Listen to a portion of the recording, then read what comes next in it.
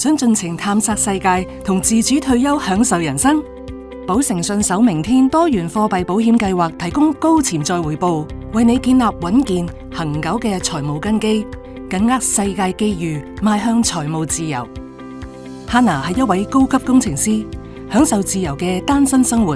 佢想退休時周遊列國，自由享受生活，同時有充裕財富儲備照顧屋企，所以投保保誠信守明天多元貨幣保險計劃，及早安排自主退休大計。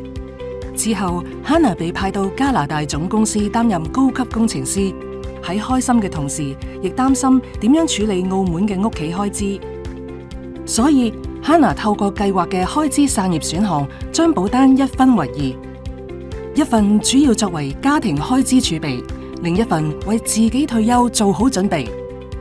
Hannah 喺第一份保單委任姐姐 Kate 做後續持有人，同埋外甥 John 做後備受保人，作為心意將財富無縫傳承俾家人。喺第二份保單 ，Hannah 運用貨幣轉換選項，將保單貨幣由美元轉做加元，及早建立環遊世界儲備，安享自主退休生活。Hannah 66歲退休，佢運用市場首創嘅自主入息選項，喺退休後第一年，從第一份保單大約攞18000美元，並因應通脹，其後每年增加3%，以現金流補貼喺澳門屋企嘅生活開支。Hannah 亦明白投資市場瞬息萬變，所以喺第二份保單，佢透過中期紅利鎖定選項，鎖定中期紅利非保證現金價值嘅75%。加強財務穩健。2年後 ，Hannah 喺中期紅利鎖定戶口攞咗5萬美元，開始佢嘅豪華郵輪假期，環遊世界。之後 ，Hannah 解鎖中期紅利鎖定戶口剩餘嘅金額，以把握環球機遇。一直關注動物權益嘅 Hannah， 亦希望為保護動物出一分力。81歲時，佢終止第二份保單，攞到約19萬美元嘅退保價值。並將一部分捐俾動物福利慈善機構，盡顯愛心；另一部分就作為生活開支。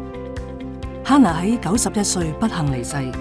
過去26年 ，Hannah 一共攞咗約71萬美元嘅入息，相當於已繳總保費約5.6倍，補貼喺澳門嘅屋企生活開支。